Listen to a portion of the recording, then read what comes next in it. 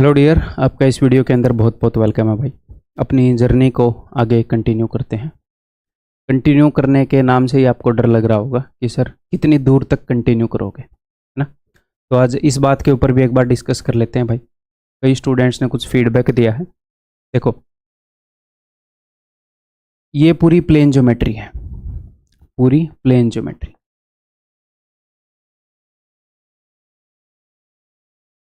ये ठीक है। तो इसके अंदर सबसे पहले एक बार हम ब्रेकअप कर लेते हैं कि कौन कौन से कंसेप्ट हैं। मैंने आपको पहले ही बताया कौन कौन से सब टॉपिक्स हैं प्लेन ज्योमेट्री में। Lines and angles, triangles, quadrilaterals, polygons, circles, miscellaneous. तो अब आपको ये लगेगा कि 6 में से हमने अब तक इस क्लास से पहले सिर्फ 2 ही कवर किए हैं सर, और इनमें 19 क्लासें हो गई। तो बाकी के 4 और कवर करने में तो 19 दूनी 38 क्लासेज और लग जाएंगी, है ना। यार अभी तक तो 2 ही चीजें हुई है ना, अभी तो क्वाड्रिलेटरल भी है, पॉलीगन भी है, पता नहीं कितना हमें पढ़ना पड़ेगा। ये जो ट्रायंगल्स है ना, ये बहुत ही बड़ा टॉपिक है भाई, और बहुत ही बड़ा टॉपिक मैथ के अंदर नहीं। इस चीज को मत सोचना कि ये मैथ में बहुत बड़ा टॉपिक है, नहीं, ये एसएससी के सिलेबस में बहुत बड़ा टॉपिक है। हमें फर्क इससे पड़ता है, हमें इससे फर्क नहीं पड़ता, हमें इससे फर्क पड़ता है। मैथ में ट्रायंगल की, सर्कल की कितनी भी अहमियत हो, आप मेरे पास एसएससी का मैथ पढ़ने आए हैं, कॉम्पिटिटिव एग्जाम का मैथ पढ़ने आए हैं। एसएससी का मैथ जिन कॉम्पिटिटिव एग्जाम में यूजफुल होगा वो सारे एग्जाम, और एसएससी के एग्जाम, इनके लिए आप मेरे पास मैथ्स पढ़ने आए। तो मैं इसके अकॉर्डिंग चलूंगा। तो ये बात क्लियर हो गई कि ये बहुत बड़ा टॉपिक क्यों है, क्योंकि एग्जामिनर इसके ऊपर तरह तरह के सवाल पूछ रहा है, अलग अलग वे में पूछ रहा है। इसके ऊपर बहुत सारे कंसेप्ट के ऊपर वो सवाल पूछ रहा है। तो उन चीजों को कवर करते हुए चलेंगे जो एग्जाम में वो पूछ सकता है, ठीक है। तो इसकी लगभग 17.5 क्लासेस हुई हैं, अब तक 19 क्लास हो चुकी हैं। लेकिन इसके बाद जब आप क्वाड्रिलेटरल देखोगे, चतुर्भुज, इसके अंदर सारे क्वाड्रिलेटरल हैं। पैरेललोग्राम हो गया, रेक्टेंगल हो गया, रोम्बस हो गया, स्क्वायर हो गया, ट्रेपेजियम हो गया, काइट हो गया, सारे पैरेललोग्राम हैं सिर्फ 2 क्लासेस के अंदर, दैट्स इट। या एट द मैक्स 2.5 क्लासेस के अंदर, 2.5 क्लासेस के अंदर, दैट्स इट, ठीक है। उसके बाद पॉलीगन्स 1 क्लास के अंदर खत्म। क्यों सर, ऐसे कैसे?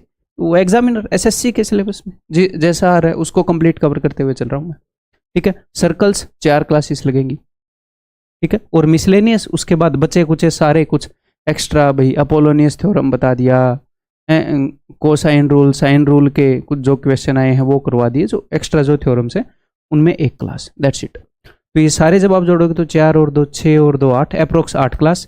मैं आपको बोलूंगा 10 मान के चलो, ये मेरे मन में है ये नंबर, बट मुझे पता है ये बढ़ सकता है। सर बढ़ क्यों सकता है? क्योंकि मैं यहां पर आपके कंसेप्ट के साथ साथ आपकी प्रैक्टिस भी लेकर चल रहा हूं, ठीक है। जब दोबारा आप सेम कंटेंट को रिवाइज करेंगे ना, इसी कंटेंट को जब आप दोबारा रिवाइज करेंगे, हो सकता है आपको लगे सर इतने बड़े कंटेंट को हम कैसे रिवाइज करेंगे। मेरे भाई देखो, रिवीजन करने के लिए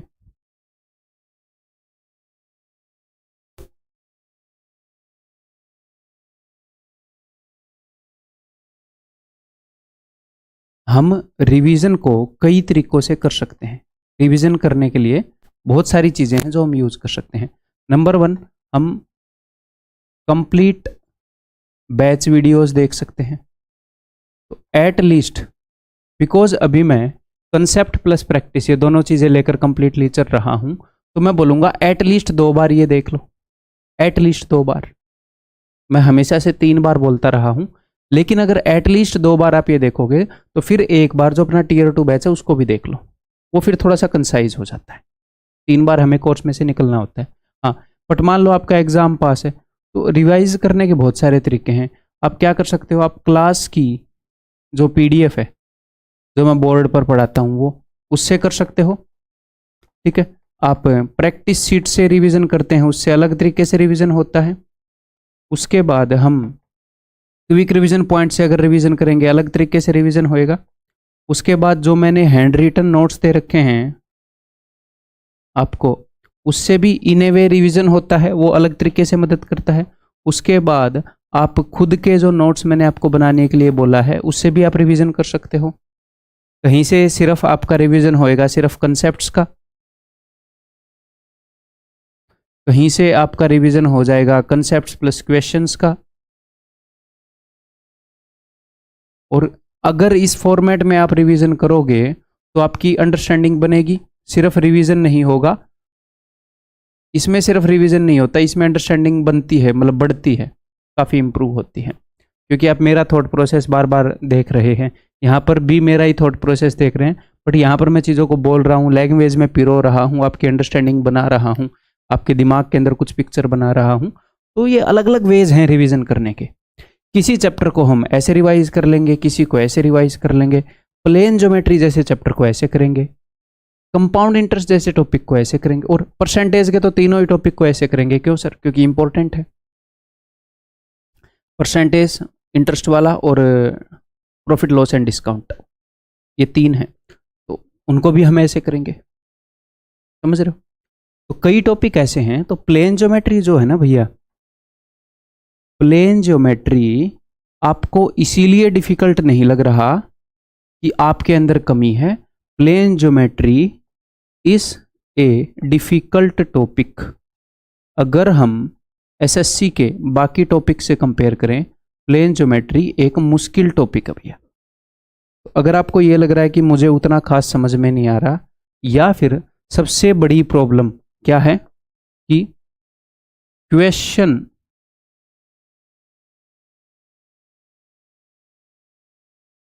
हर क्वेश्चन नए मेथड से हो रहा है।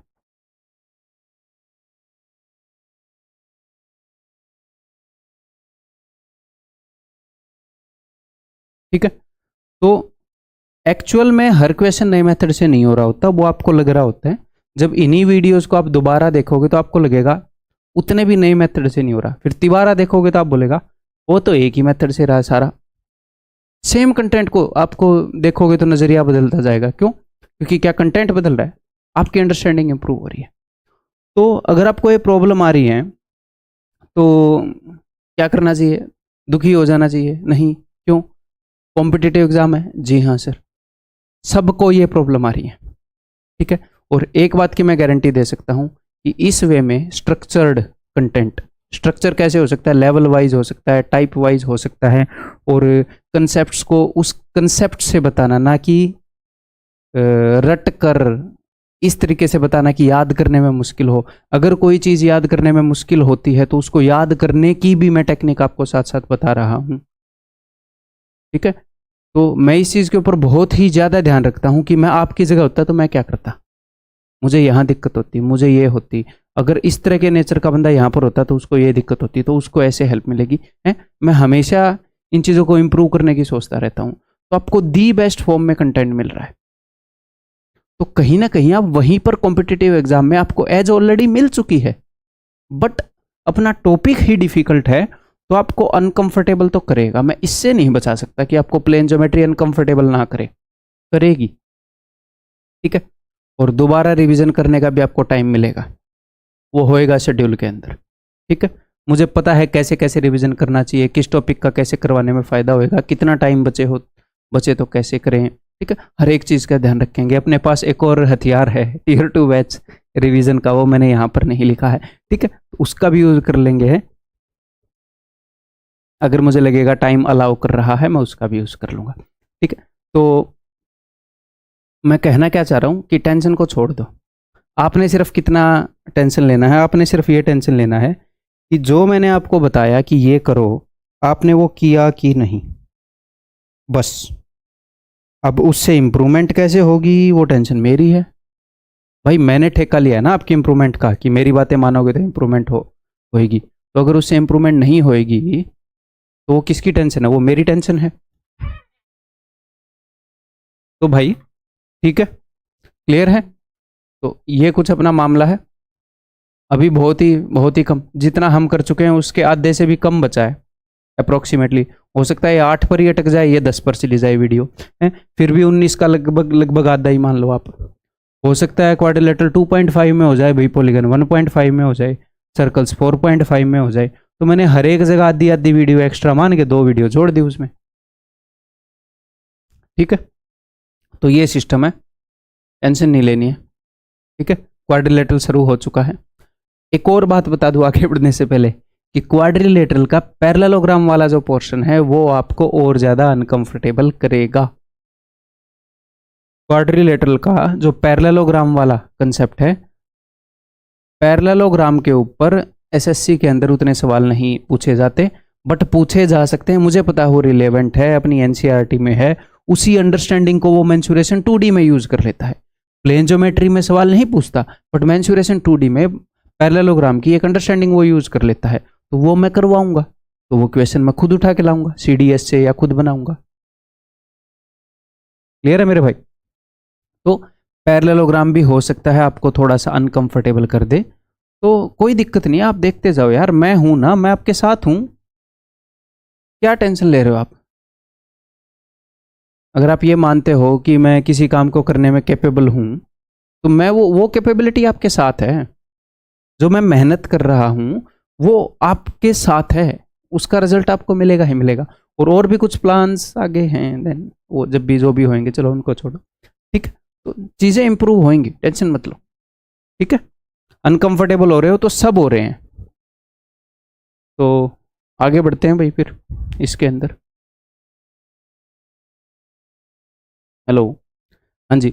तो देखो, बहुत सारी ऐसी प्रॉब्लम्स होती हैं जो कैंडिडेट्स को उन प्रॉब्लम्स का ही तब पता चलता है जब उसे तैयारी करते हुए 1 साल हो गया, जब उसे तैयारी करते हुए 2 साल हो गया, जब उसे तैयारी करते हुए 3 साल हो गया, तब उसको प्रॉब्लम का पता चलेगा कि अच्छा ये प्रॉब्लम थी। सॉल्यूशन तो अलग बात है प्रॉब्लम का, तो बट मुझे तो इस फील्ड के अंदर बहुत सारे साल हो गए ना, तो इसीलिए एक बार तसल्ली से हम सिलेबस करेंगे, उसको करना ज़रूरी है। ठीक है, तो दिक्कत मत मानो आप, खुश हो जाओ, रिलैक्स होकर आगे बढ़ो। यही रास्ता है, इसी से सबको गुजरना है। इसको सबसे आसान मैंने बनाया हुआ है जितना आसान बन सकता है, और दोबारा करोगे ये इस टॉपिक की रिक्वायरमेंट है। ठीक है, तो अभी दिल थोड़ा हल्का हुआ, दिल को थोड़ा हल्का करो भाई। चलिए जी आगे बढ़ते हैं। अब थोड़ा सा अनकंफर्टेबल होने के लिए तैयार हो जाओ, थोड़ा सा दिमाग लगाने के लिए तैयार हो जाओ। तो सबसे पहली फिगर अपने सामने है भाई, पैरेललोग्राम, समांतर चतुर्भुज। तो मैं सबसे पहले इसकी प्रॉपर्टीज आपको बताता हूँ। पैरेललोग्राम एक ऐसी फिगर है जिसमें ऑपोजिट साइड्स जो हैं, आमने सामने वाली भुजाएं जो हैं, वो एक दूसरे के पैरेलल होती हैं, समांतर होती हैं, इसीलिए पैरेललोग्राम बोलते हैं। AB is parallel to DC and AD is parallel to BC। ठीक है, क्लियर है भाई? और ये एक दूसरे के पैरेलल हो गई हैं ऐसे, इसी कारण अगर ऐसे आप पैरेलल लाइन बनाओगे ना, ऐसे मान लो 2 लाइन आपने पैरेलल बना दी और फिर 2 लाइन ऐसे पैरेलल बना दी, तो क्या होएगा, आमने सामने वाली पक्का इक्वल हो जाएंगी ऐसे केस में, पक्का। तो इसी कारण आमने सामने वाली भुजाएं पैरेलल हैं, इसी कारण आमने सामने वाली भुजाएं इक्वल भी होती हैं। अगर मैं आपको ये बोल दूं कि मेरे पास कोई फिगर है जिसमें आमने सामने वाली भुजाएं इक्वल हैं, जिसमें आमने सामने वाली भुजाएं इक्वल हैं, तो आप ये बोल सकते हो कि सर ये तो पक्का पैरेललोग्राम होएगा। आमने सामने वाली भुजाएं इक्वल हो गई यानी कि ये पैरेललोग्राम है। अगर मैं आपको ये बोल दूं कि भैया एक फिगर है जिसके अंदर आमने सामने वाली भुजाएं पैरेलल हैं, तो आप बोलोगे सर ये पैरेललोग्राम हो गया और इसके आमने सामने वाली इक्वल भी होती हैं। ठीक है, अगर मैं आपको ये बोल दूं कि मेरे पास एक फिगर है, इसमें ये वाला जो जोड़ा है लाइनों का, ये पैरेलल है प्लस ये इक्वल भी है। देखो मैं आपको 2 प्रॉपर्टी बता रहा हूं कि ये पेयर भी इक्वल है, ये पेयर भी इक्वल है। 2 प्रॉपर्टी बता दी यानी कि ये पैरेललोग्राम है। फिर मैंने 2 प्रॉपर्टी बता दी कि ये वाला जोड़ा भी पैरेलल है, ये वाला जोड़ा भी पैरेलल है, यानी कि ये पैरेललोग्राम है। अब मैंने बता दी कि ये वाला जोड़ा पैरेलल भी है, पहली प्रॉपर्टी, और ये वाला जोड़ा इक्वल भी है, दूसरी प्रॉपर्टी, यानी कि ये पैरेललोग्राम है। जस्ट मुझे सुनते जाओ, समझते जाओ, जो एंड रिजल्ट मैं आपको आपका बेस्ट वर्जन बना दूंगा जिस तरीके से हम चल रहे हैं। ठीक है, वो मेरी टेंशन है, आप बस एंजॉय करो यार। ठीक है जी, क्लियर है? तो इसकी प्रॉपर्टी क्या है, opposite sides are equal and parallel. Hindi वाले स्टूडेंट हिंदी में लिख लेंगे, ठीक है, या जब आप नोट्स बनाओगे, मैंने हैंड रिटन नोट्स भी दे रखे हैं, वहाँ से भी आप मदद ले सकते हो नोट्स बनाने में, क्विक रिवीजन पॉइंट से भी मदद ले सकते हो नोट्स बनाने में, इतनी सारी चीज़ें आपके पास अवेलेबल है। तब आप हिंदी में लिख लोगे, आमने सामने वाली भुजाएं बराबर और समांतर होती हैं। Opposite angles are equal, opposite angles भी इक्वल होते हैं। देखो, अगर ये वाला एंगल मैं थीटा मान लूँ तो बिकॉज ये दोनों लाइनें पैरेलल हैं, पैरेलल हैं ऑपोजिट साइड्स, ये एक सीधी लाइन है, हाँ जी सर, तो अगर ये थीटा है तो ये क्या हो जाएगा, ये 180 माइनस थीटा हो जाएगा। आप बोलोगे जी हाँ सर, ये 180 माइनस थीटा हो जाएगा। अब ध्यान से देखो, ये वाली दोनों लाइनें भी पैरेलल हैं, आप बोलोगे जी हाँ सर, तो ये एक ट्रांसवर्सल हो गई, ये एक तिर्यक रेखा हो गई, तो इस और इस एंगल का सम भी 180 होएगा भैया। Angles on the same, interior angle on the same side of transversal, इसका और इसका सम 180 है, तो ये थीटा हो गया। अब फिर से ये दोनों लाइनें पैरेलल हैं, हाँ जी सर, तो इसका मतलब ये और ये वाले एंगल का सम भी 180 होएगा, तो ये थीटा है तो ये 180 माइनस थीटा। तो ऑपोजिट एंगल कैसे हो गए भाई, ऑपोजिट एंगल हो गए इक्वल, कैसे हो गए, बराबर।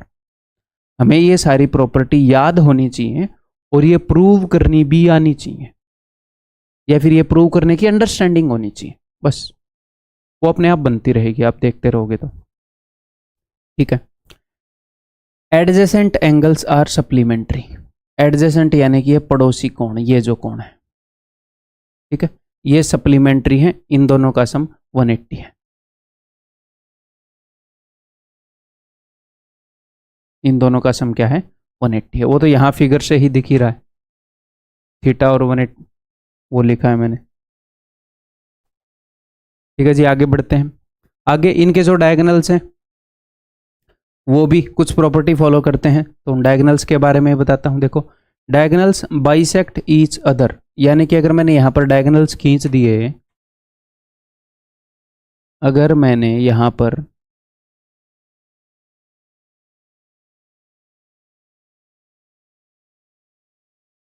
डायगोनल्स खींच दिए तो ये एक दूसरे को बाइसेक्ट करेंगे, ठीक है, समद्विभाजित करेंगे, दो बराबर हिस्सों में बांटेंगे, 2 इक्वल पार्ट्स में बांटेंगे। तो यानी कि एक दूसरे को दो बराबर हिस्सों में बांटेंगे, यानी कि डायगोनल ए सी को भी दो बराबर हिस्सों में बांट दिया गया है, यानी कि A O is equal to O C, और डायगोनल बी डी, विकर्ण बी डी को भी दो बराबर हिस्सों में बांट दिया गया है, यानी कि B O is equal to O D. ठीक है भाई, क्लियर है। Diagonals bisect the area, area को भी दो बराबर हिस्सों में बांटते हैं, यानी कि इसका मतलब क्या है, अगर अपने पास एक पैरेललोग्राम है और मैंने ये डायगोनल खींच दिया है, तो ये वाला एरिया अगर 1 यूनिट है तो ये वाला एरिया भी 1 यूनिट होगा। ठीक है, अगर अपने पास ये पैरेललोग्राम है और मैंने ऐसे दोनों डायगोनल खींच दिए, तो ये चारों एरिया बराबर होंगे, दोनों डायगोनल खींच दिए तो। ठीक है सर, क्यों बराबर होंगे ये भी देखें।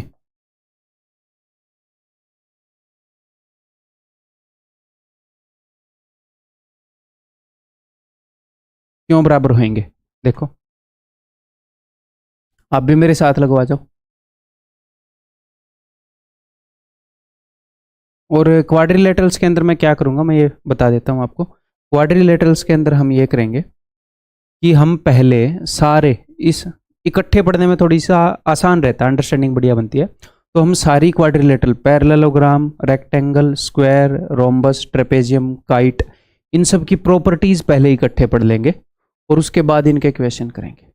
इनको इकट्ठे एक जगह पर जब हम समझेंगे तो ज़्यादा अच्छे से अंडरस्टैंडिंग बनती है।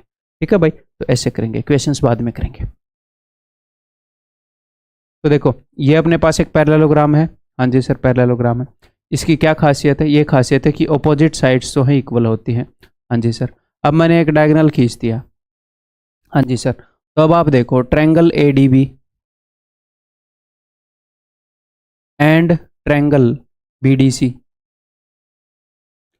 इनमें ये वाली साइड इसके बराबर है, जी हाँ सर, ये वाली साइड इसके बराबर है, जी हाँ सर, और तीसरी साइड कॉमन है, जी हाँ सर। तो एस एस एस से कॉन्ग्रुएंट हो गई कि नहीं, एक ट्रायंगल की तीनों साइड दूसरी ट्रायंगल की साइड के बराबर है, तो अगर कॉन्ग्रुएंट हो गई तो एरिया इक्वल हो गया कि नहीं? हाँ जी सर, हो गया। और अगर आप यहीं पर ऐसे इस डायगोनल ने एरिया को दो बराबर हिस्सों में बांट दिया, आप बोलोगे जी हाँ सर बांट दिया, चलो। क्यों? क्योंकि मैंने अभी प्रूव किया है कॉन्ग्रुएंट हो गई, इसकी तीनों साइड के इक्वल है। अब ये डायगोनल जो है ये एक दूसरे को बाइसेक्ट करते हैं, एक दूसरे को दो बराबर हिस्सों में बांटते हैं।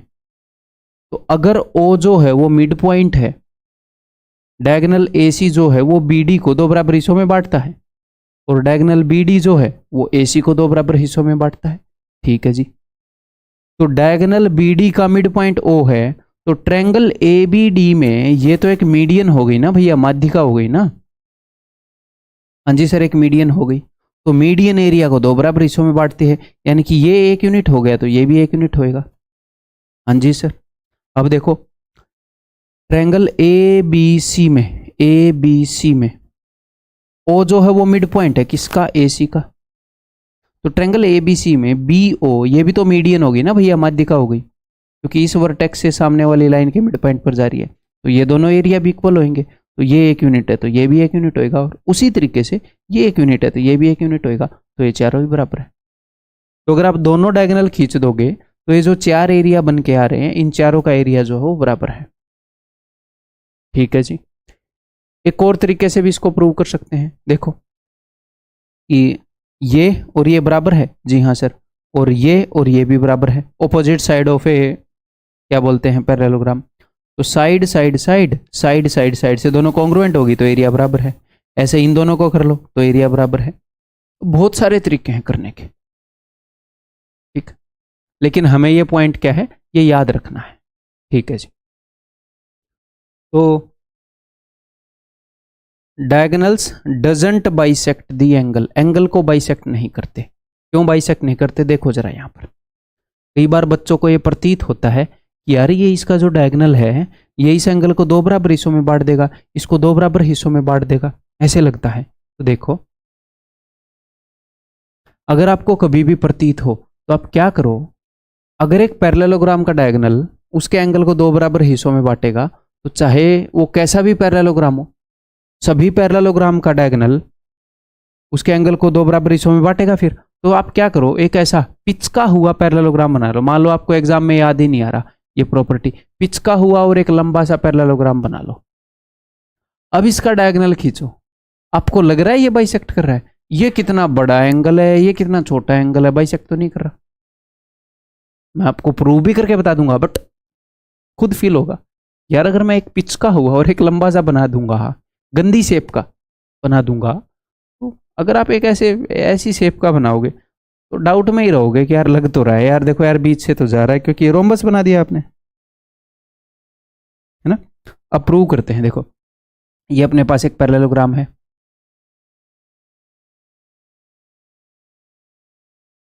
हमें एक बात पता है कि ये वाली लाइन और ये वाली लाइन पैरेलल हैं, और ये डायगोनल मैंने मिला दिया, तो मुझे इतना पता है कि अगर ये ए होएगा एंगल ए, तो ये वाला एंगल ए होएगा। सिर्फ इतना पता है मुझे, ठीक है, बिकॉज पैरेलल लाइंस है और उनके बीच में से ट्रांसवर्सल जा रही है। ठीक है मेरे भाई, ऐसे जेड बन रहा है, ऐसे जेड बन रहा है। सिमिलरली ये भी पैरेलल लाइंस हैं, ठीक है, और ऐसे जेड बन रहा है।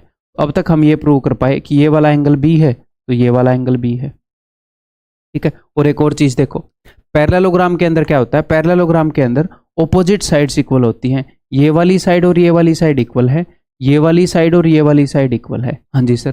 तो ट्रायंगल ए बी डी के अंदर, ट्रायंगल ए बी डी के अंदर साइड ए डी और साइड ए बी क्या इक्वल है?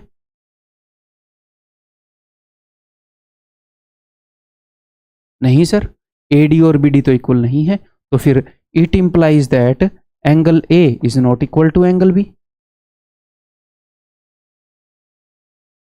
ये A is not equal to B,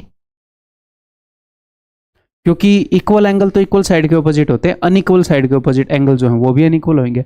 sir आपको किसने बोला कि ए डी और ए बी इक्वल नहीं है? अगर ये इक्वल हो गई तो अगर if A D is equal to A B, then A B C D एक रोम्बस बन जाएगा, समचतुर्भुज बन जाएगी, वो हम आगे पढ़ेंगे।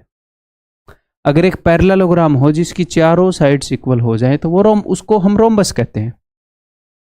हाँ, रोम्बस में डायगोनल बाइसेक्ट करता है एंगल को। और आपको कंफ्यूज होने की जरूरत नहीं है कि हमें याद कैसे रहेगा, मैं हूं भाई, ऐसी बातें कर रहे हो आप। ठीक है, तो जो डायगोनल है वो एंगल को बाइसेक्ट नहीं करता। ठीक है, अगर आपने कभी भी ये देखना है कि कोई भी डायगोनल एंगल को बाइसेक्ट करता है कि नहीं, तो आप ये देखा करो भैया कि अगर ये थीटा होएगा तो ये भी थीटा होएगा, और अगर ये भी आपको थीटा चाहिए ये भी थीटा हो जाएगा, क्योंकि जेड वाली फिगर बनेगी। अगर आपको ये दोनों एंगल अगर ये बाइसेक्ट करेगा, देखो ओपोजिट एंगल, एक और तरीका बताता हूं, ओपोजिट एंगल हमेशा इक्वल होते हैं पैरेललोग्राम में, ये तो क्लियर है। 180 minus theta, 180 minus theta, theta theta, opposite angle हमेशा इक्वल होते हैं। ठीक है, तो अगर ये बाइसेक्ट करेगा, अगर ये बाइसेक्ट करेगा तो ये भी थीटा ये भी थीटा, और इस पूरे एंगल का साइज 2 थीटा है तो इस पूरे एंगल का साइज भी 2 थीटा। हाँ जी सर, तो ये भी थीटा होगा, तो यहां पर भी ये भी थीटा।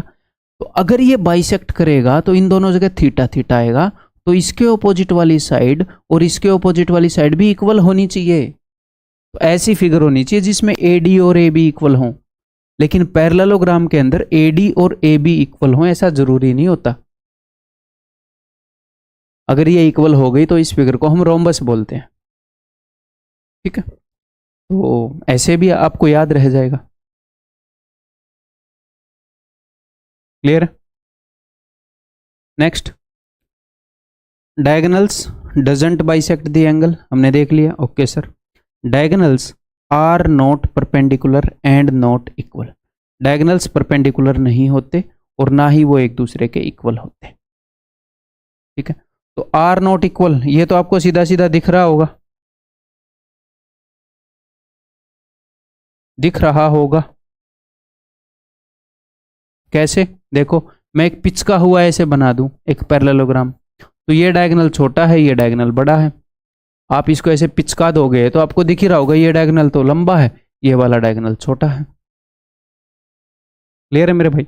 और ये परपेंडिकुलर भी नहीं होते। यहां पर आपको दिख रहा होगा कि यार 90 डिग्री का एंगल तो नहीं बना रहे। हम इनको प्रूव भी कर सकते हैं कि ये परपेंडिकुलर नहीं है, ये इक्वल नहीं है, बट मेन बात है फिलहाल यहां पर आपको क्या है, सेंस आनी चाहिए। ठीक, प्रूफ ऐसे होंगे कि जो कि आप एग्जाम में याद नहीं कर पाओगे। ठीक है, ये परपेंडिकुलर नहीं है, यहां पर आपको बना के देख लो। ठीक है, कोई भी पैरेललोग्राम आप ऐसे बना के देखोगे तो आपको खुद ही लग जाएगा यार देखो डायगोनल्स परपेंडिकुलर तो नहीं है, भले ही यहां पर लग जाए, थोड़ा सा लंबा बना लो ऐसे, ये लो, कहाँ है परपेंडिकुलर। ठीक है, क्लियर है? नेक्स्ट भैया साइड डायगोनल रिलेशनशिप। तो जनरली क्या होता है, जनरली आपको ये सारी चीज़ें रटनी होती हैं, लेकिन यहाँ पर मैं आपको रटवा नहीं रहा, मैं आपको इनकी सेंस दे रहा हूँ। धीरे धीरे ये चीज़ जो मैं बोल रहा हूँ ये आपकी अंडरस्टैंडिंग बन जाएगी, बट फर्स्ट टाइम में नहीं होता ऐसा। ठीक है, गुड थिंग्स टेक टाइम, तो फर्स्ट टाइम में नहीं होता, तो उसकी टेंशन नहीं लेनी। बचपन में जब आप चल रहे थे, चलना सीख रहे थे, तो बार बार गिर रहे थे, तो क्या गिव अप कर दिया कि अरे यार चलना ही नहीं जा रहा, चलो पूरी जिंदगी बिना चले ही बिता देते हैं। कोशिश करते जाओ अपने, आप एक दिन चलना आ जाएगा। ठीक है, नेक्स्ट भैया साइड डायगोनल रिलेशनशिप। तो ये क्या चीज़ है ये बताता हूँ।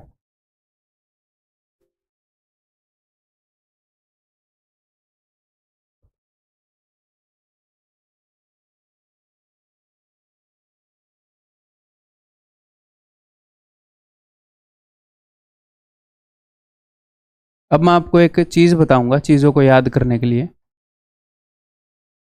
वो आपकी काफ़ी चीज़ों की मदद कर देगी। देखो अब ध्यान से, काफ़ी चीज़ों को याद करने में मदद कर देगी। इफ़ इन ए पैरेललोग्राम, ये हमेशा लागू होएगा फॉर ए पैरेललोग्राम,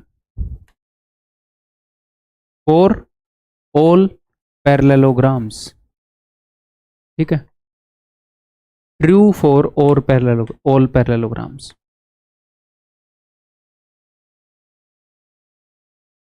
अगर किसी पैरेललोग्राम की साइड्स इक्वल हैं तो उसके डायगोनल परपेंडिकुलर होंगे। अगर किसी पैरेललोग्राम की सारी साइड्स इक्वल हैं तो उसके डायगोनल परपेंडिकुलर होंगे। तो क्या एक आम पैरेललोग्राम, ये एक पैरेललोग्राम है, इसकी सारी साइड्स इक्वल हैं? सारी का मतलब मैं चारों बोल रहा हूं। नहीं सर, चारों तो इक्वल नहीं है, आमने सामने वाली इक्वल होती हैं। तो साइड्स इक्वल होगी तो डायगोनल परपेंडिकुलर होंगे। और अगर किसी पैरेललोग्राम की सारी साइड्स परपेंडिकुलर हुई तो उसके डायगोनल्स इक्वल होंगे। तो क्या इस पैरेललोग्राम की ये साइड्स हैं, ये परपेंडिकुलर है, 90 डिग्री का एंगल बना रही है? नहीं सर, बिल्कुल भी जरूरी नहीं है। अगर इसकी साइड्स 90 डिग्री का एंगल बनाने लग जाएंगी तो उसे तो हम रेक्टेंगल बोलने लग जाएंगे। एक ऐसा पैरेललोग्राम जिसकी सारी साइड्स ऐसे 90 डिग्री का एंगल बनाए तो उसे तो हम रेक्टेंगल, आयत बोलने लग जाते हैं सर। तो फिर उसको हम रेक्टेंगल बोलेंगे ना, कि रेक्टेंगल के डायगोनल इक्वल होते हैं। पैरेललोग्राम तो नहीं बोलेंगे। रेक्टेंगल भी एक पैरेललोग्राम ही है, लेकिन एक ऐसा पैरेललोग्राम है जिसको यहां से धकेल कर सीधा कर दिया गया, ऐसे ऐसे सीधा कर दिया गया, इस एंगल को 90 डिग्री का बना दिया गया। तो हर पैरेललोग्राम के ऊपर ये चीज लागू होती है, हर पैरेललोग्राम। ठीक है, तो हर पैरेललोग्राम का क्या मतलब है सर? यहां पर आपका हर पैरेललोग्राम से मेरा मतलब है, देखो कि ये है एक जनरल पैरेललोग्राम, एक आम पैरेललोग्राम, एक नॉर्मल पैरेललोग्राम। अगर इसी पैरेललोग्राम में अगर मैं इस एंगल को, इस पैरेललोग्राम को पुश करके 90 डिग्री का कर दूं तो ऑपोजिट एंगल्स बराबर होते हैं। जी हाँ सर, तो ये भी 90 का हो गया। और इन दोनों का सम कितना होता है सर? 180 होता है। तो ये 90 है तो ये भी 90 हो गया, तो चारों 90 हो जाएंगे। तो ये है एक parallelogram with angles equal to 90 degree, जिसको हम बोलते हैं रेक्टेंगल। तो रेक्टेंगल भी एक पैरेललोग्राम है, रेक्टेंगल भी एक पैरेललोग्राम है। A parallelogram with angles equal to 90 degree, जिसको हमने सीधा कर दिया, इसको धकेल दिया था, फिर इसको हमने धक्का मार के सीधा कर दिया। ठीक है जी। देन नेक्स्ट, अगर एक ऐसा पैरेललोग्राम हो, ये पैरेललोग्राम है ना, इसकी साइड्स जो हैं, मैंने ये वाली साइड भी इसी के बराबर बना दी, तो ये है a parallelogram with all sides equal. आमने सामने वाली तो इक्वल होती ही थी, मैंने इसको और इसको भी इक्वल कर दिया। इसको बहुत ज्यादा दूर तक मैंने खींचा ही नहीं, तो इसको हम बोल देते हैं रोम्बस, ऐसे पैरेललोग्राम को, यानी कि समचतुर्भुज।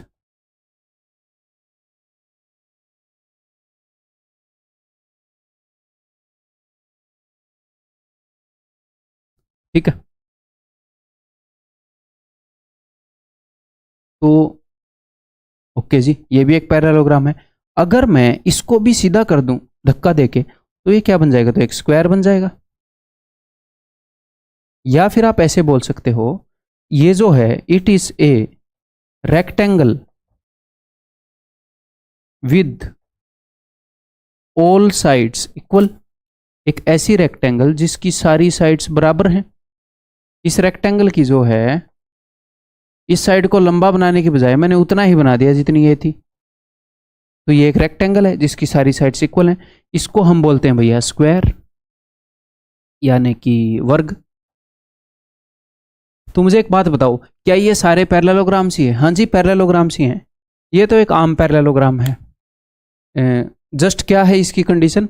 अगर कोई भी फिगर जिसकी ऑपोजिट साइड्स पैरेलल हों, वो पैरेललोग्राम हो जाएगा।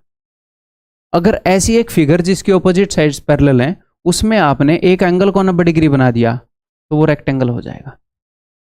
अगर इसकी चारों साइड इक्वल भी कर दी तो वो एक स्क्वायर हो जाएगा। या फिर पैरेललोग्राम का ये एंगल 90 डिग्री का नहीं किया, बस ये चारों साइड इक्वल कर दी, तो वो एक रोम्बस हो जाएगा। तो ये सारे पैरेललोग्राम्स ही हैं। बट ये ऐसे पैरेललोग्राम हैं जिनके अंदर मैंने क्या किया, इस पैरेललोग्राम के अंदर एक और कंडीशन ऐड कर दी, a parallelogram with all angles equal to 90 degree rectangle, a parallelogram with all sides equal rhombus समचतुर्भुज, a parallelograms with all angles equal to 90 degree and all sides equal square. इसमें मैंने एक condition add करी थी कि angle को 90 का करो, इसमें मैंने एक कंडीशन ऐड करी थी कि साइड को, सारी साइड को बराबर करो। मैंने बोला कि यार सारी साइड भी बराबर करो, सारे एंगल भी 90 करो, देखते हैं क्या बनता है, स्क्वायर बन गया। तो ये जो आपको रूल बताया है कि अगर साइड इक्वल होंगी, अगर साइड्स इक्वल होंगी तो डायगोनल्स परपेंडिकुलर होंगे, ये इन सब पे लग रहा है। बताओ किस किस की सारी साइड इक्वल हैं? सर इन दोनों की सारी साइड इक्वल हैं, तो इनकी साइड्स इक्वल हैं, तो यानी कि इनके डायगोनल्स एक दूसरे के परपेंडिकुलर होंगे। तो आपको अलग से रटना ही नहीं, साइड इक्वल तो डायगोनल परपेंडिकुलर, साइड परपेंडिकुलर तो डायगोनल इक्वल, चारों के ऊपर। तो इनके डायगोनल क्या होंगे? परपेंडिकुलर होंगे भैया। क्या इनकी चारों साइड इक्वल है? नहीं, तो डायगोनल परपेंडिकुलर नहीं होंगे। ओके, अगर साइड्स परपेंडिकुलर हैं तो डायगोनल इक्वल होते हैं, तो इसकी साइड परपेंडिकुलर है तो इसके डायगोनल्स की लंबाई बराबर होएगी, इसकी साइड परपेंडिकुलर है तो इसके डायगोनल्स की लंबाई बराबर होएगी। इसकी साइड्स परपेंडिकुलर नहीं है तो डायगोनल्स जो है इक्वल नहीं होंगे। आपको खुद ही लग रहा होगा, पिचका रखा है तो ये वाला डायगोनल लंबा होएगा, ये वाला डायगोनल छोटा होएगा। पिचका रखा है तो ये वाला डायगोनल लंबा होएगा और ये वाला डायगोनल छोटा होएगा। ठीक है, क्लियर है? तो अगर ये तीनों फिगर्स एक पैरेललोग्राम ही हैं तो पैरेललोग्राम की जो जो मैंने प्रॉपर्टी बताई वो इन सब के ऊपर लागू होएगी ना? हाँ जी सर, वो सारी प्रॉपर्टी इनके ऊपर भी लागू होएंगी, और इनके अंदर मैंने कुछ चेंज किया है तो इनके अंदर कुछ और खासियत भी आ जाएंगी। ठीक है, इस आम पैरेललोग्राम को जनरल पैरेललोग्राम में बोल दूं, है ना? ये लो, general parallelogram without any special conditions. यहां पर पैरेललोग्राम के ऊपर कुछ स्पेशल कंडीशंस लगाई गई हैं। तो ये कंसेप्ट जो है आपको मदद करेगा, ये समझ में आ गई। इसको कैसे यूज़ करना है ये समझ में आ गया, क्योंकि कल को आप ऐसे कंफ्यूज हो जाओगे कि यार रोम्बस के जो डायगोनल हैं वो क्या बोलते हैं 90 डिग्री पर हैं कि नहीं। और एक और बात, पैरेललोग्राम के अंदर मैंने आपको क्या बता रखा है कि डायगोनल्स बाइसेक्ट ईच अदर। तो पैरेललोग्राम के ऊपर जो रूल लागू हो रहे हैं ना वो इन सब के ऊपर लागू होंगे, इन सब के ऊपर। सभी के डायगोनल्स एक दूसरे को बाइसेक्ट कर रहे हैं, इन सभी में। बात यह है कि वो 90 डिग्री पर कर रहे हैं कि नहीं। यहां से हमें पता चलता है कि 90 डिग्री पर कर रहे हैं कि नहीं, इक्वल साइज के हैं कि नहीं, बट एक दूसरे को आधे आधे में काट रहे हैं, उसमें कोई डाउट नहीं है। इस पैरेललोग्राम के डायगोनल भी एक दूसरे को आधे आधे में काट रहे हैं, इसके भी, इसके भी, इसके भी। ठीक है, एक पैरेललोग्राम के डायगोनल दो इक्वल एरिया में बांट देते हैं एरिया को, तो इसके भी बांट देते हैं, इसके भी बांट देते हैं, इसका डायगोनल भी बांट देता है। अगर एक पैरेललोग्राम के दोनों डायगोनल खींच लूं तो एरिया 4 बराबर हिस्सों में बढ़ जाएगा, इसमें भी बढ़ जाएगा, इसमें भी बढ़ जाएगा, इसमें भी बढ़ जाएगा। ठीक है, क्लियर है? और अगर साइड्स इक्वल हैं तो डायगोनल परपेंडिकुलर तो होंगे ही, एंड एंगल बाइसेक्टर भी होते हैं। मैं वो कंडीशन यहाँ पर जोड़ना नहीं चाहता, ये कॉम्प्लिकेट हो जाएगी। डायगोनल इन एंगल को बाइसेक्ट कर रहे हैं कि नहीं, इस एंगल को बाइसेक्ट कर रहे हैं कि नहीं, वो डिपेंड करता है कि भैया ये दोनों साइड अगर इक्वल हैं तो इनके ऑपोजिट वाले एंगल इक्वल हो जाएंगे। ये भी थीटा, ये भी थीटा, उधर से भी ये भी थीटा, ये भी थीटा, यानी कि थीटा थीटा थीटा थीटा, यानी कि बाइसेक्ट कर दिया। तो जिनमें ये दो साइडें बराबर है ना, ये एडजेसेंट साइडें बराबर हैं, उनके डायगोनल्स वर्टेक्स पर एंगल को बाइसेक्ट करते हैं। ये वाले भी वर्टेक्स पर एंगल को बाइसेक्ट करेंगे। रेक्टेंगल का भी बाइसेक्ट नहीं करेगा क्योंकि ये दोनों साइडें बराबर नहीं है। अगर एक लंबी सी रेक्टेंगल बना लोगे ऐसे तो खुद ही समझ में आ जाएगा। ये डायगोनल खींचा तो यार ये तो छोटा लग रहा है, ये बड़ा लग रहा है, बाइसेक्ट तो नहीं कर रहा, तो इन दोनों में बाइसेक्ट नहीं कर रहा डायगोनल एंगल को। ठीक है भाई, समझ में आ गया? ये सारी चीज़ें क्या होती हैं, रटनी होती हैं जनरली, बट मैं रटवा नहीं रहा। ये लो टेक्स्ट और इनको रट लो। तो पैरेललोग्राम कर लिया हमने, ये है पैरेललोग्राम। अब हम बाकी की फिगर्स करेंगे। देखो, तो रेक्टेंगल मैंने क्या बताया था, एक पैरेललोग्राम ही है जो कि टेढ़ा था, मैंने धक्का देकर इसको सीधा कर दिया, यानी कि ये जो एंगल है ये 90 डिग्री का बन गया। बाकी पैरेललोग्राम वाली सारी प्रॉपर्टी ये फॉलो करेगा। अब ये मैंने 90 डिग्री का बना दिया तो उससे थोड़े से चेंजेस आएंगे बस। तो क्या इसकी ऑपोजिट साइड्स इक्वल हैं? इक्वल हैं, क्यों? क्योंकि हर एक पैरेललोग्राम की होती हैं। क्या ऑपोजिट साइड्स पैरेलल हैं? पैरेलल हैं, हर एक पैरेललोग्राम की होती हैं। क्या डायगोनल से एक दूसरे को बाइसेक्ट करेंगे? करेंगे, क्योंकि हर एक पैरेललोग्राम में करते हैं डायगोनल एक दूसरे को बाइसेक्ट। बाइसेक्ट, परपेंडिकुलर नहीं बोला, बाइसेक्ट, दो बराबर हिस्सों में बांटेंगे। बांटेंगे क्या डायगोनल एरिया को दो बराबर हिस्सों में बांट देगा? कोई भी एक डायगोनल बांट देगा। क्या दोनों डायगोनल बना दूंगा तो चार बराबर हिस्सों में बांट देगा? एरिया को बांट देगा। ठीक है, तो ये क्या है? A parallelogram with perpendicular sides. बस इसमें जो साइड्स हैं परपेंडिकुलर होगी, ये एक पैरेललोग्राम ही है। ठीक है जी। All angles 90 degree. हाँ जी। Diagonals are equal but not perpendicular. तो ये आप कैसे पता कर सकते हो? देखो, साइड्स, डायगोनल्स, क्या सारी साइड्स इक्वल हैं चारों? नहीं सर, सारी साइड इक्वल नहीं है। तो सारी साइड इक्वल नहीं तो सारे डायगोनल परपेंडिकुलर भी नहीं। क्या सारी साइड्स परपेंडिकुलर हैं? जी हाँ, तो सारे डायगोनल इक्वल होंगे।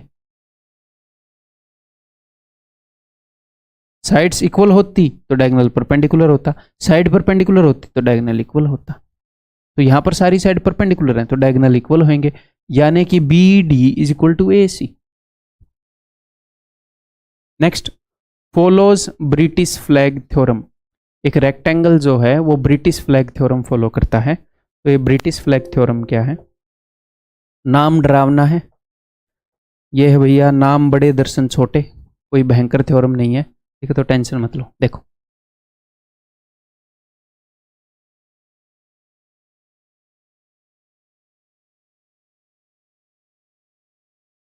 ये एक रेक्टेंगल है।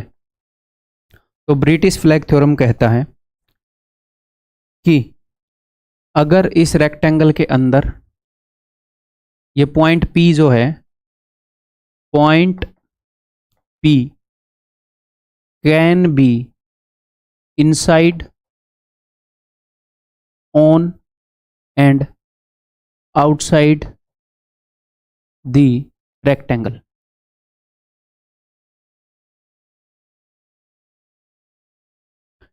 आप कोई भी एक पॉइंट ले लो, रेक्टेंगल के अंदर ले लो, रेक्टेंगल के ऊपर ले लो, कहीं पर भी, रेक्टेंगल के बाहर ले लो। एक कंडीशन है जो हमेशा फॉलो होगी। क्या फॉलो होगी सर? देखो जरा ध्यान से, इस पॉइंट की दूरी ले लो आप। देखो, बी और डी ओपोजिट वर्टिसेस है, एक दूसरे के विपरीत है। हाँ, तो ओपोजिट से ले लो, एक तो इससे ले लो और एक इससे ले लो। ठीक है, और उसके बाद आप इनकी दूरी ले लो दूसरे ओपोजिट वर्टिसेस से, एक इससे ले लो और एक इससे ले लो। तो पाइथागोरस थ्योरम का यूज करके, क्योंकि ये सारे 90 डिग्री पर हैं, हम एक चीज प्रूव कर सकते हैं। क्या कर सकते हैं? इस पॉइंट P का डिस्टेंस इन ऑपोजिट वर्टिसेस से जो है, उस डिस्टेंस का अगर मैं स्क्वायर कर दूं, यानी कि BP square plus DP square is equal to AP square plus CP square. इसको बोलते हैं ब्रिटिश फ्लैग थ्योरम। सर, इसको ब्रिटिश फ्लैग थ्योरम क्यों बोलते हैं? क्योंकि भाई जब आप इसको प्रूव करने लग जाओ, प्रूव करोगे ना, तो आपको ऐसे कंस्ट्रक्शन करनी पड़ेगी और ये अंग्रेजों के झंडे जैसा दिखता है फिर जब हम प्रूव करते हैं। तो इस कारण इसको ब्रिटिश फ्लैग थ्योरम कहते हैं। बस दैट्स इट। तो एग्जामिनर क्या करेगा? ये टोटल 4 डिस्टेंस हैं, इनमें से 3 देके चौथा पूछ लेगा, बस खत्म बात। तो इसे डरने की जरूरत नहीं है। तो कहीं पर भी एक पॉइंट P ले लो, ऑपोजिट वर्टिसेस से जो डिस्टेंस है उनके स्क्वायर का सम करो, DP square plus CP square will be equal to AP square plus CP square. खत्म। ठीक है, समझ में आ गई भाई बात? आगे बढ़ जाऊं मैं?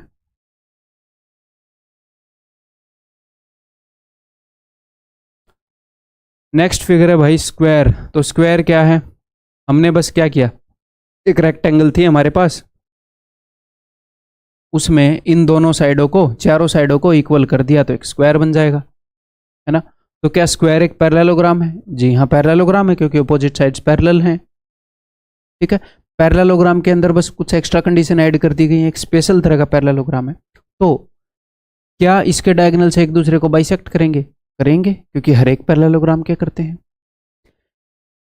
क्या इसके डायगोनल्स, क्या इसका एक डायगोनल एरिया को 2 बराबर हिस्सों में बांट देगा? बांट देगा, हर एक पैरेललोग्राम में बांटता है। क्या इसके दोनों डायगोनल में ड्रॉ कर दूं तो क्या एरिया 4 बराबर हिस्सों में बढ़ जाएगा? बढ़ जाएगा। तो कुछ नई चीजें ये हैं कि क्या इसका डायगोनल एक पैरेललोग्राम के अंदर एक डायगोनल इस एंगल को 2 बराबर हिस्सों में नहीं बांटता। कौन से पैरेललोग्राम में? जो लंबे लंबे पैरेललोग्राम होते हैं। लंबे लंबे कौन से? एक तो ये है लंबा लंबा पैरेललोग्राम, एक ये भी लंबा सा पैरेललोग्राम है। जो ऐसे होते हैं ना, ऐसे चारों तरफ से सिमेट्रिकल, ऐसे कौन सो की बात कर रहा हूं मैं? स्क्वायर की और रोम्बस की। इनके जो डायगोनल हैं वे इस एंगल को 2 बराबर हिस्सों में बांटते हैं। क्योंकि मैंने मान लो इस एंगल को 2 थीटा मान लिया तो ये भी 2 थीटा हो जाएगा, ठीक है। या फिर ऐसे मैंने इसको 2 थीटा मान लिया, ये करते हैं, देखो मैं इसको प्रूव ही करता हूं आपको। सपोज मैंने इसको थीटा मान लिया तो ये वाला भी थीटा होएगा। आप बोलोगे जी हाँ सर ये तो थीटा होएगा, क्यों? क्योंकि जेड बन गया, जेड पैरेलल लाइन के साथ ऑल्टरनेट इंटीरियर एंगल। अब ये दोनों साइड इक्वल हैं, हाँ जी सर ये तो इक्वल हैं, तो angle opposite to equal side are equal, तो सर ये भी थीटा हो जाएगा। हाँ जी सर, तो देखो इसने बाइसेक्ट कर दिया ना, थीटा थीटा। अगर आप चाहो तो आप ऐसे जेड बना सकते हो, ऐसे जेड ऐसे, तो ये थीटा है तो ये भी थीटा हो जाएगा। तो देखो इसने बाइसेक्ट कर दिया ना। तो इन दो के अंदर जो डायगोनल है वो इस एंगल को बाइसेक्ट भी करता है। क्यों? क्योंकि angles opposite to equal sides are equal use करके ये इक्वल हो जाते हैं। ये ठीक है भाई, याद रहेगा आपको। तो एक स्क्वायर क्या है? It is a rectangle with equal sides. एक रेक्टेंगल है, उसकी सारी साइड हमने इक्वल कर दी। ओके, डायगोनल्स आर इक्वल, इसके विकर्ण जो है वो बराबर हैं। बराबर क्यों है भाई?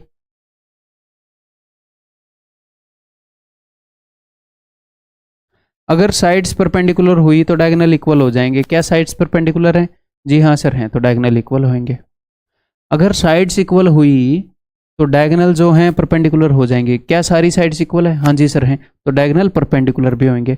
परपेंडिकुलर बोले तो इसके डायगोनल एक दूसरे के परपेंडिकुलर होंगे और बाइसेक्ट तो ऑफ कोर्स करेंगे। यानी कि अब ध्यान से देखिएगा, D O is equal to B O. अब मुझे एक बात बताओ, पूरा डायगोनल बी डी और पूरा डायगोनल ए सी बराबर है क्या? बराबर है। भैया साइड्स परपेंडिकुलर हैं तो डायगोनल इक्वल होते हैं। हाँ जी, तो ये पूरा डायगोनल और ये पूरा डायगोनल अगर बराबर है तो इस डायगोनल का आधा और आधा हिस्सा और इस डायगोनल का आधा और आधा हिस्सा है वही बराबर होएगा। तो इस केस में तो ये चारों हिस्से ही बराबर होते हैं स्क्वायर में। अदरवाइज नॉर्मल पैरेललोग्राम में क्या होता है कि ये वाला हिस्सा इसके बराबर है और ये वाला हिस्सा इसके बराबर है। बिकॉज ये वाला डायगोनल लंबा है, ये वाला डायगोनल छोटा है, तो लंबे वाले डायगोनल का आधा हिस्सा, छोटे वाले डायगोनल का आधा हिस्सा, तो लंबे वाले डायगोनल का आधा हिस्सा बड़ा होएगा ना इससे, ये बड़ा है। लेकिन यहाँ पर क्या है, डायगोनल की लंबाई ही बराबर है, तो इनके आधे आधे हिस्से ही बराबर है।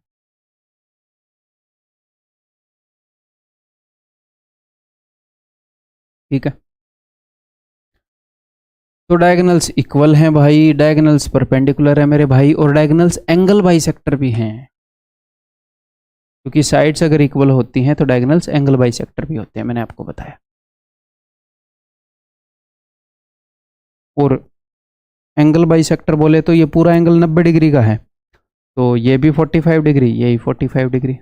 तो स्क्वायर का डायगोनल इस 90 डिग्री के एंगल को 2 बराबर हिस्सों में बांट देता है। ठीक है, क्लियर है? स्क्वायर के अंदर इतना ही है। और हाँ एक बात ध्यान रखना, स्क्वायर और रोम्बस के अंदर जो डायगोनल्स हैं, बिकॉज साइड अगर इक्वल होती हैं तो डायगोनल परपेंडिकुलर होते हैं, तो डायगोनल्स के परपेंडिकुलर होते ही पता है क्या हुआ, यहाँ पर एक राइट एंगल ट्रायंगल बन गई। और राइट एंगल ट्रायंगल में पाइथागोरस थ्योरम ट्रू होता है। एक तो यहाँ पर पाइथागोरस थ्योरम लगवाता है एग्जामिनर कई बार, और दूसरा राइट एंगल ट्रायंगल में तो एक एल्टीट्यूड भी ड्रॉ कर सकते हैं ना 90 डिग्री वाले एंगल से, तो सिमिलरिटी वाला कंसेप्ट बन जाता है, वो भी करता है, वो एक आधी बार कर सकता है। ठीक, आगे बढ़ जाऊं। नेक्स्ट पैरेललोग्राम अपने पास है भैया रोम्बस, यानी कि समचतुर्भुज। तो रोम्बस क्या है? Rhombus is a parallelogram with equal sides. एक पैरेललोग्राम की सारी साइड्स इक्वल कर दी तो रोम्बस बन गया। तो पैरेललोग्राम के जितने भी रूल हैं, जितने ही प्रॉपर्टी हैं, ऑफ कोर्स ये फॉलो करेगा। कुछ एक्स्ट्रा भी इसके अंदर गुण होंगे क्योंकि इसके सारी साइड हमने इक्वल कर दी, तो कुछ एक्स्ट्रा गुण भी इसके अंदर आ जाएंगे। ठीक है, तो डायगोनल्स आर परपेंडिकुलर, क्यों? विकर्ण जो हो परपेंडिकुलर क्यों होंगे? देखें,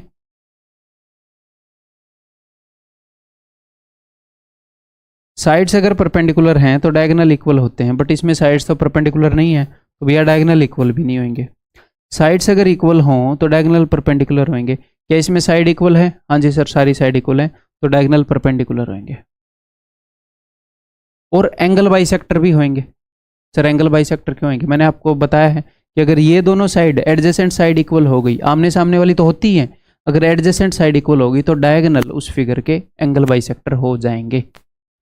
एंड अनइक्वल, तो ये तो मैं बता ही चुका हूँ अनइक्वल क्यों है। ठीक है, तो डायगोनल्स एक दूसरे को 90 डिग्री पर काट रहे हैं।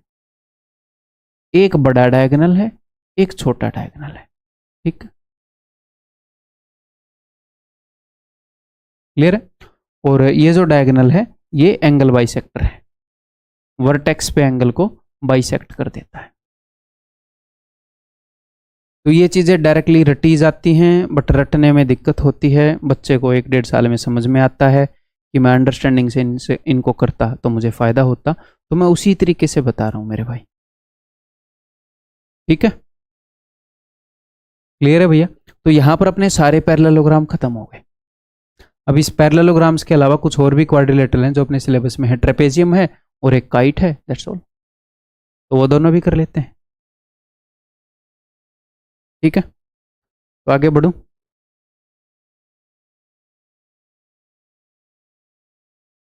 तो नेक्स्ट इज ट्रेपेजियम, समलंब चतुर्भुज। तो समलंब, सम यानी कि सेम यानी कि इक्वल या सेम, लंब यानी कि हाइट, हाइट या फिर एल्टीट्यूड।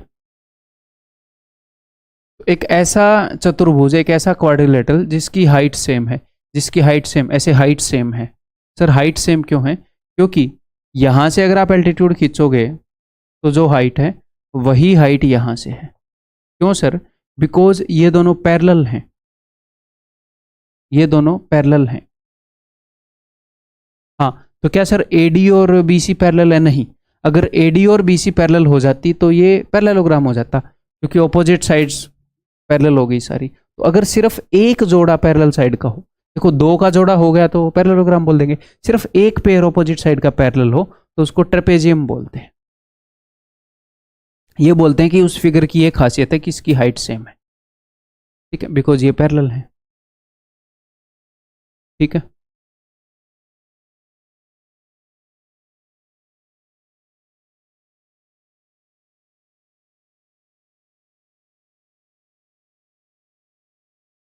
ठीक है भाई। A figure with a pair of parallel sides, ये एक ऐसी फिगर है जिसके पास एक पेयर है पैरेलल साइड्स का, एक ही पेयर है। फॉर्म्स डमरू फिगर ऑन जॉइनिंग डायगोनल्स, तो ये आपको हमेशा याद रखना है। जस्ट मैंने वैसे ही एडिशनल पॉइंट यहां पर आपको दिया है कि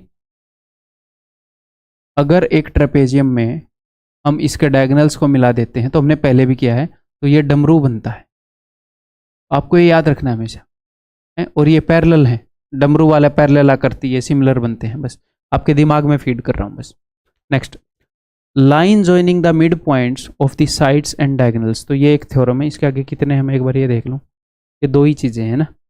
हाँ, तो ये मैं बता देता हूँ आपको यहाँ पर बना के।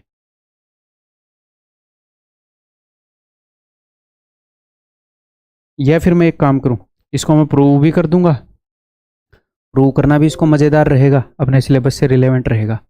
अगले पेज पर करते हैं।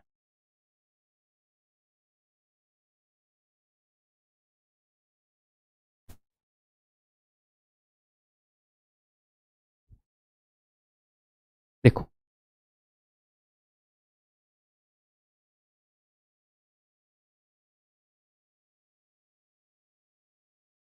अगर ये एक ट्रेपेजियम है तो इसकी ये जो साइड है ना, ए डी और B C, non parallel side, अगर मैं इनके मिड पॉइंट को मिला दूं और बोलूँ ये पी है ये क्यू है, तो पी क्यू एक लाइन सेगमेंट होगी। जब इसकी नॉन पैरेलल साइड्स को मैंने मिलाया है, यानी कि A P is equal to D P and B Q is equal to C Q. अब मुझे लिखने की जरूरत है, आप समझ गए कि ये दोनों मिड पॉइंट है। तो P Q is equal to sum of parallel sides, sum of parallel sides बटे में 2, सम बटे 2, यानी कि A B plus D C बटे में 2। क्लियर है? और ऐसे ही अगर मैं इसके डायगोनल्स मिला दूंगा ऐसे, और इसके डायगोनल्स के मिड पॉइंट से कोई साइड बनाओ, तो इसके डायगोनल्स का जो मिड पॉइंट है वो यहीं पर होएगा और यहीं पर होएगा, इस वाले डायगोनल का मिड पॉइंट। तो यहां पर जो लाइन बनेगी एम एन होएगी डिफरेंस ऑफ पैरेलल साइड्स बटे 2। बड़े वाली पैरेलल साइड कौन सी है? A B. तो A B minus D C बटे 2। कैसे, ये देखते हैं भाई हम। लेट अस सी कैसे। इनके मिड पॉइंट यहीं पर क्यों लाई करेंगे ये भी देख लेंगे। वैसे आप खुद आप भी बता सकते हो मुझे। चलो पहले ये करते हैं भाई, कैसे होएगा। तो हमने प्रूव करना है कि हमने पी क्यू की लंबाई निकालनी है बेसिकली, है ना।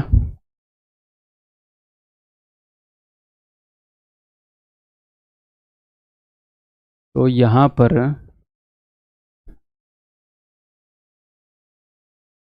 अगर ये मिड पॉइंट है, ठीक है,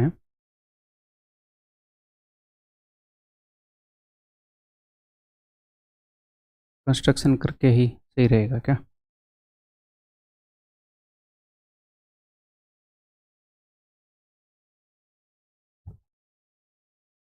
ऐसे कर लेते हैं। देखो अगर ये मिड पॉइंट है तो यहाँ से मैं ये करता हूँ, ये ड्रॉ कर दूँ। अगर मैं यहाँ पर ये मिड पॉइंट हो गया और ये लाइन इसके पैरेलल है, ये हमने प्रूव नहीं किया है।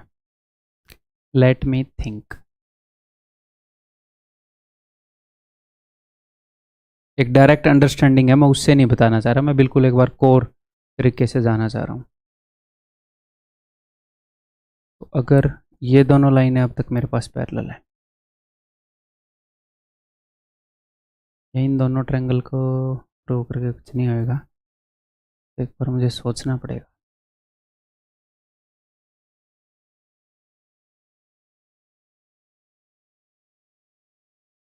तो ये इसका हाफ है, ये इसका हाफ है, ये तो क्लियर है। तो उस तरीके उसको यूज़ करना ही पड़ेगा, है ना। चलो ठीक है, मैं बिल्कुल बेसिक से करने की सोच रहा था, बट हमें वो इक्वल इंटरसेप्ट थ्योरम यूज़ करना ही पड़ेगा। ठीक है, देखो यहाँ पर डी सी एक पैरेलल लाइन है और ए बी एक पैरेलल लाइन है। ठीक है, डी सी और ए बी, और इस डी सी और ए बी में से ऐसे एक लाइन जा रही है, ये डी ए। हाँ जी सर। और यहाँ से एक लाइन जा रही है ऐसे, सी बी। तो P मिड पॉइंट है, Q मिड पॉइंट है। ठीक है, तो देखो इक्वल इंटरसेप्ट थ्योरम दूसरे तरीके से बताना पड़ेगा। इक्वल इंटरसेप्ट थ्योरम में ये था कि अगर ये तीनों लाइनें पैरेलल हैं तो यहाँ से कोई भी लाइन आप पास कर लो, यहाँ से कोई भी लाइन पास कर लो। अगर इसका और इसका रेशियो, इस लाइन को जिन दो रेशियो में, इस लाइन की लंबाई को जिस रेशियो में बांटेंगी ये पैरेलल लाइंस, उसी रेशियो में ये और ये होगा, उसी रेशियो में ये और ये होगा। तो इसका मैं उल्टा भी बोल सकता हूं कि अगर कोई लाइन ऐसे मल्टीपल लाइंस को सेम रेशियो में बांट रही है, सेम रेशियो में बांट रही है, तो यानी कि ये पैरेलल है इन दोनों के। तो यहां पर ये जो लाइन है पी क्यू, ये तीन देखो डी सी और ए भी पैरेलल है, मुझे पता है। इनके बीच में मैंने एक लाइन खींच दी पी क्यू, तो ये इधर भी सेम रेशियो में बांट रही है, इधर भी सेम रेशियो में बांट रही है, यानी कि this P Q is parallel to these two lines. ये यूज करना ही पड़ेगा, अदरवाइज अननेसेसरी कॉम्प्लिकेटेड हो जाएगा। ठीक है, इक्वल इंटरसेप्ट थ्योरम मैंने यूज कर लिया। ठीक है भाई, तो अब तो इजीली हो जाएगा, अब तो कोई दिक्कत ही नहीं है, आप इजीली बता दोगे। एक बार सोचो जरा, एक बार सोचो, ट्रायंगल ए बी डी में सोचो, ट्रायंगल ए बी डी। तो इस पॉइंट को मैं बोल देता हूं भैया एम। तो पी एम, बिकॉज ये मिड पॉइंट है, ठीक है, ये इनके पैरेलल हो गई, आप बोलोगे जी हाँ इनके पैरेलल हो गई। तो अब ध्यान से देखो, ट्रायंगल डी ए बी के अंदर ये मिड पॉइंट है, इसको 1:1 रेशियो में बांट रही है, जी हाँ सर, और ये इसके पैरेलल है, तो यहाँ पर भी मिड पॉइंट पर ही जाएगी। क्लियर है? अगर ये बेस के पैरेलल है तो इस ट्रायंगल के अंदर सिमिलरिटी वाले कंसेप्ट से इस लाइन को जिस रेशियो में बांटेगी उसी रेशियो में इस लाइन को बांटेगी। जी हाँ सर, तो P M is half of A B, A B की हाफ है, जी हाँ सर, और in triangle B D C, B D C same base के पैरेलल हो गई, यहां पर मिड पॉइंट है तो वहां पर भी मिड पॉइंट से गुजरेगी। जी हाँ सर, ठीक है, बिकॉज बेस के पैरेलल अभी है ये। जी हाँ, इसको जिस रेशियो में बांटेगी उसी रेशियो में इसको बांटेगी, तो ये लाइन मिड पॉइंट को ज्वाइन करने से बनी है, तो तीसरी वाली लाइन के क्या होगी, तीसरी वाली लाइन के हाफ होगी और उसके पैरेलल होगी। ठीक है, तो M Q is equal to half of C D. अगर मैं इन दोनों को जोड़ दूं तो पी एम और एम क्यू ये बन जाएगा P Q is equal to half of A B plus C D. ठीक है, क्लियर है भाई? आगे बढ़ते हैं, फिर इसको प्रूव करते हैं अब नेक्स्ट चीज को।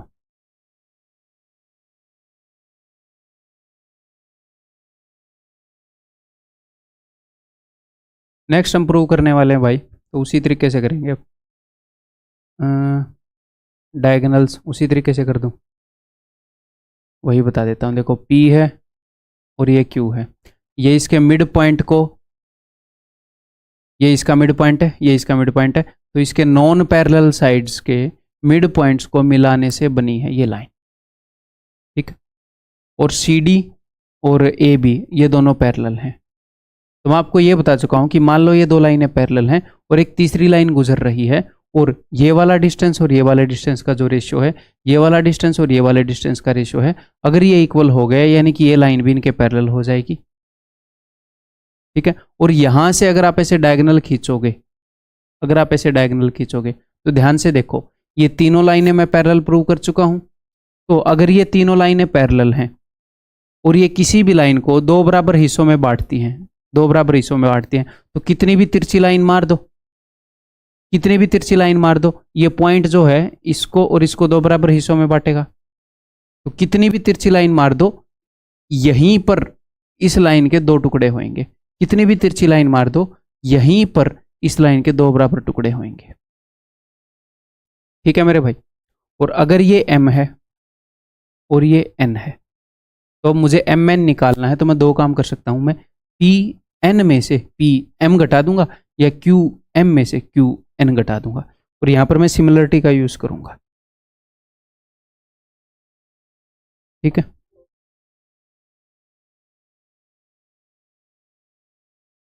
यहां पर जो थ्योरम है वो मैं लिख देता हूं कि mn is equal to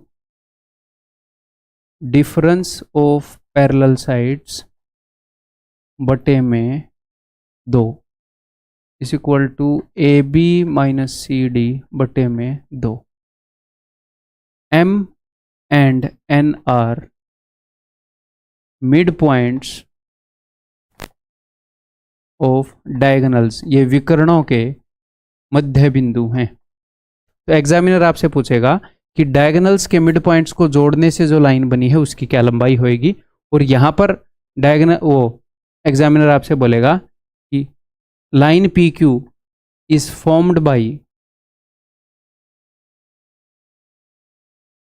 joining the midpoints of non parallel sides.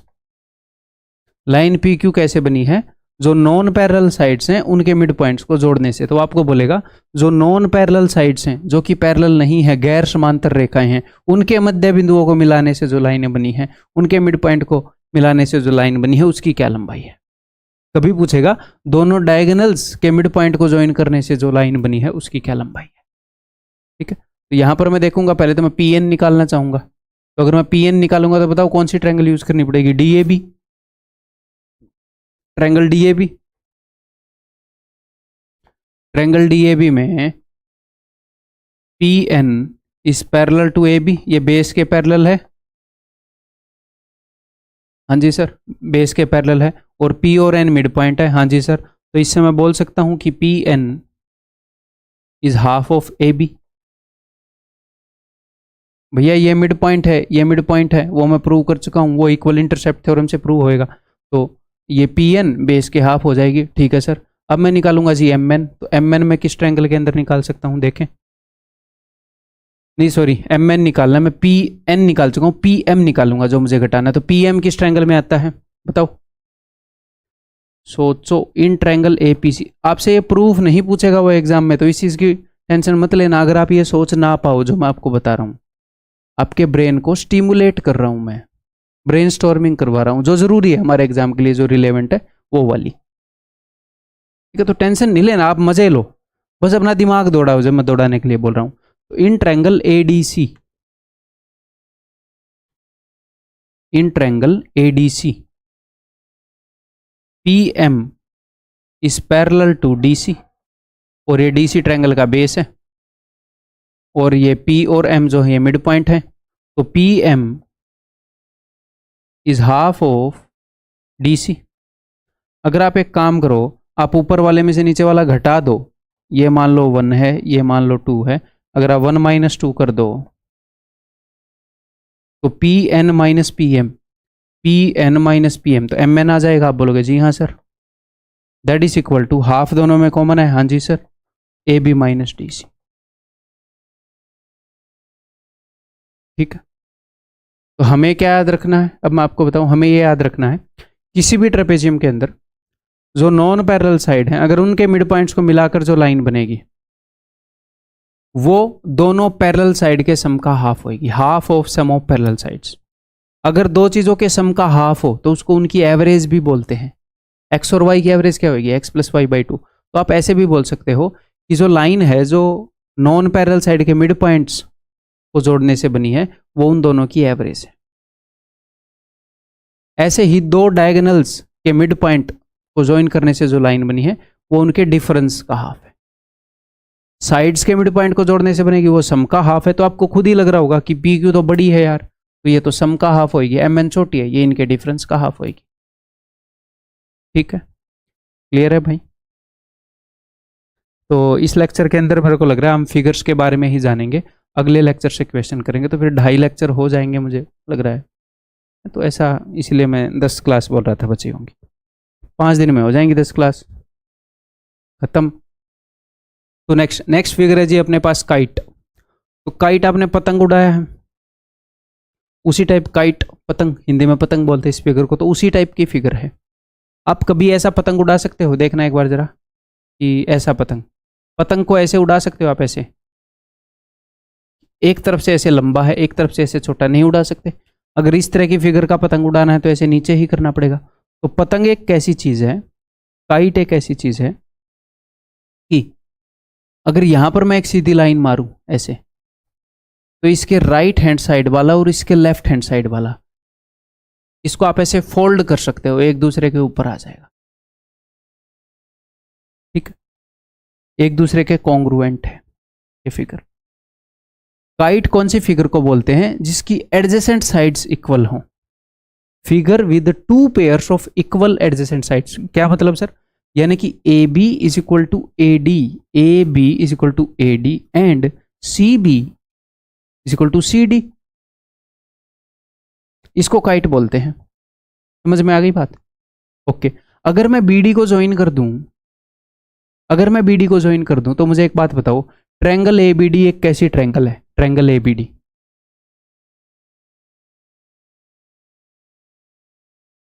Isosceles है ना, और ट्रायंगल सी बी डी वो भी आइसोस्केलस है सर, दो साइड इक्वल है। तो काइट पता है कैसे बनता है, दो आइसोस्केलस ट्रायंगल जिनके बेस की लंबाई सेम है, जिनके आधार की लंबाई सेम है, उनको चिपका देते हैं बस। तो आइसोस्केलस ट्रायंगल की जितनी भी आपकी अंडरस्टैंडिंग है वो यहां पर काम आ जाएगी, खत्म बात। ठीक है, क्लियर है, made up of 2 isosceles triangles. अब देखो, अगर मैं इस आइसोस्केलस ट्रायंगल के अंदर यहां पर मान लो मिड पॉइंट है, ठीक है, अगर मैं इस आइसोस्केलेस ट्रायंगल के अंदर मीडियन खींच दूंगा तो आप ये बोलोगे सर इसकी जो मीडियन है वो इसके परपेंडिकुलर भी होगी, क्योंकि आइसोस्केलेस ट्रायंगल के अंदर ये मीडियन भी है, एल्टीट्यूड भी है, सर ये इसके एंगल को भी बाइसेक्ट करेगी। ठीक है सर। अगर मैं नीचे वाली आइसोस्केलेस ट्रायंगल के अंदर अगर ये मिड पॉइंट है इसके ऊपर ले आऊंगा, मिड पॉइंट के ऊपर, तो ये एल्टीट्यूड है, मिड पॉइंट पर आ रही है, तो यानी कि ये एल्टीट्यूड भी है, मिड पॉइंट पर आ रही है, तो ये मीडियन है, मध्य का है। बट जो मीडियन है वही एल्टीट्यूड है, वही एंगल बाइसेक्टर है, यानी कि ये वाला एंगल अगर अल्फा हुआ तो ये वाला एंगल भी अल्फा हो जाएगा। हाँ जी सर। तो क्या ये चीजें हमें अलग से याद करनी है? एक काइट के अंदर डायगोनल्स 90 डिग्री पर एक दूसरे को काटते हैं, 90 डिग्री पर काटते हैं। क्यों काटते हैं? क्योंकि वो दो आइसोस्केलेस ट्रायंगल्स को चिपका कर बनाया हुआ होता है। तो आइसोस्केलेस ट्रायंगल, यहां से आप मीडियन खींचोगे तो ये भी 90 डिग्री पर होगा, यहां से आप मीडियन खींचोगे ये भी 90 डिग्री पर होगा। अब देखना जरा ध्यान से, साइड लाइन देखो APC, लाइन APC में, क्योंकि कई बार बच्चों के दिमाग में ये आ सकता है कि सर मान लो ये काइट है और आपने यहां से मिड पॉइंट खींचा, ऐसा आया, यहां से मान लो यहां पर है मिड पॉइंट, ऐसे आया, तो ये सीधी लाइन तो नहीं बनी। दोस्त ये वाला एंगल भी 90 है, ये वाला एंगल भी 90 है, अगर दोनों एंगल का सम 180 हो गया, यानी कि ये बिल्कुल सीधी लाइन बनी है।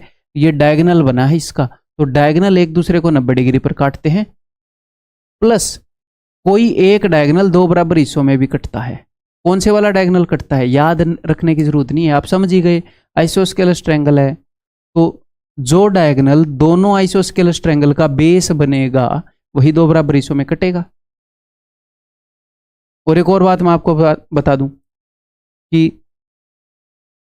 ABD आइसोस्केलेस ट्रायंगल है, आप बोलोगे जी हाँ, तो मैंने बीच में से लाइन खींची, तो ये वाला हिस्सा और ये वाला हिस्सा दोनों एक दूसरे के कॉन्ग्रुएंट होंगे, क्योंकि आइसोस्केलेस ट्रायंगल तो सिमेट्रिकल होती है भाई, ऐसे बीच से काटोगे तो दोनों हिस्से बराबर होंगे। हाँ जी सर। तो हिस्सा नंबर 1, ये भी हिस्सा नंबर 1 है, ये भी हिस्सा नंबर 1 है। ऐसे इस ट्रायंगल में देखो, अगर यहां से आप एल्टीट्यूड खींचोगे तो ये वाला और ये वाला हिस्सा बराबर होंगे, आप बोलोगे जी हाँ सर ये एक आइसोस्केलेस ट्रायंगल है।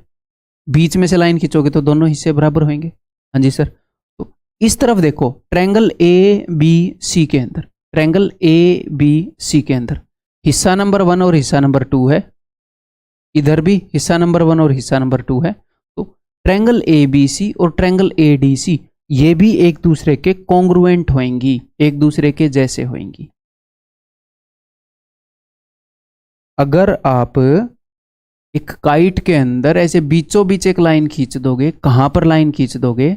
जो इक्वल साइड्स हैं उनके बीच वाले, उस वाले वर्टेक्स से, जो इक्वल साइड है उसके बीच में से, जो इक्वल साइड है उसके बीच में से। तो इस लाइन के इधर वाला हिस्सा और इस लाइन के इधर वाला हिस्सा दोनों एक दूसरे के सर्वांग सम होंगे, कॉन्ग्रुएंट होंगे।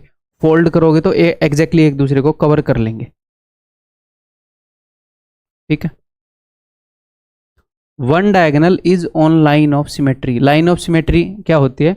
लाइन ऑफ सिमेट्री होती है ऐसी लाइन जिसके दोनों तरफ फिगर जो है बिल्कुल समान हो, एक दूसरे को कवर कर ले, तो ये है लाइन ऑफ सिमेट्री। तो जो डायगोनल AC है ये लाइन ऑफ सिमेट्री के ऊपर है। ये इस फिगर को दो बिल्कुल सिमेट्री, इस फिगर को आप ऐसे बोल सकते हो, यहां पर शीशा रख दूंगा तो इस फिगर के उधर वाली फिगर ही बनेगी। ठीक है। All kites are tangential quadrilateral, सारे काइट टेंजेंशियल क्वाड्रिलेटरल होते हैं। ये जस्ट एक्स्ट्रा इन्फॉर्मेशन है। इसका मतलब क्या है? स्पर्श रेखीय क्वाड्रिलेटरल, स्पर्श रेखीय चतुर्भुज, उसका क्या मतलब है? एक ऐसी चतुर्भुज जो स्पर्श रेखाओं से बनी है। सर स्पर्श रेखाओं से कैसे बनती है? टेंजेंट से कैसे बनती है? अगर कोई ऐसी क्वाड्रिलेटरल होती है जिसके अंदर एक सर्कल आ सकता है, तो ये भी सर्कल का टेंजेंट है, सर्कल की स्पर्श रेखा है, ये भी सर्कल की स्पर्श रेखा है, ये भी सर्कल का टेंजेंट है, ये भी सर्कल की स्पर्श रेखा है। तो स्पर्श रेखाओं से बनी हुई है। हालांकि अब तक इसका यूज नहीं हुआ है, बट वैसे ही बता दिया इसके बारे में, टेंशन मत लेना इसके बारे में ज़्यादा। अच्छा इतना ही है। ठीक है भाई, क्लियर है। यहाँ पर एक और इन्फॉर्मेशन दे दूँ कि triangle ABC is congruent to triangle ADC। ठीक है, आप ऐसे भी बोल सकते हो, ये SSS से भी कॉन्ग्रुएंट है। देखो ये इसके इक्वल है, ये इसके इक्वल है। ट्रायंगल ABC में ये वाली साइड इक्वल, इसमें ये वाली साइड इक्वल, और ए सी तो कॉमन हो गई, एस एस एस से दोनों कॉन्ग्रुएंट है। मैं बता रहा था ना दोनों एक जैसी हैं।